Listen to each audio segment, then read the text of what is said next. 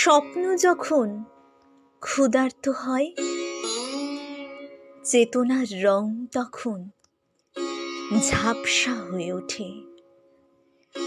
সীমাহীন স্বপ্ন যখন জীবনের খোঁজে, বর্ণহীন ভাষা তখন অবিনাশী সূর্যের মতো। ধূসর যন্ত্রণা যখন রক্তক্ষরণের অধ্যায়, জীবন হয়ে ওঠে দুর্বিষহ।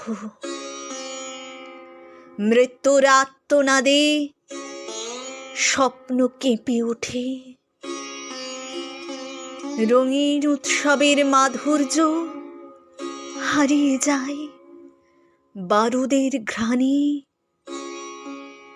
সমস্যার প্রাণী জীবনের বাঁধ ভাঙা ঢেউ, প্রতিরোধের মোহনায় ঘুরপাক খায়। স্বপ্ন হারিয়ে যায় না, বেঁচে থাকে আজীবন মনের মণিকোঠায়। আত্মপ্রত্যয়ের নকশা উজ্জ্বল হতে চায়, চেতনার গভীরে নিখাদ সমন্বয়ে।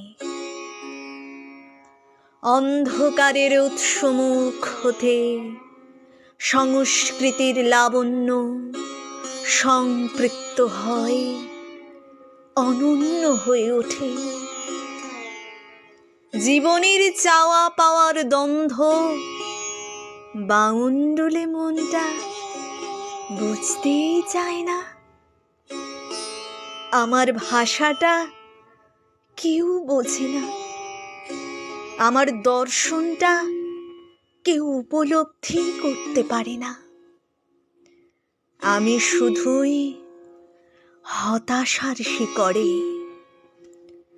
স্বপ্ন আমায় ডাকে নতুন চেতনার উন্মেষে।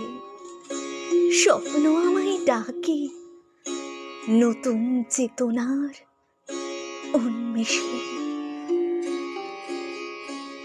এতক্ষণ শুনছিলেন কবি দীপক কুমার পাঠকের লেখা স্বপ্নের সম্পানী। কণ্ঠে আমি দীপ্তশ্রী গাঙ্গুলি শেঠ।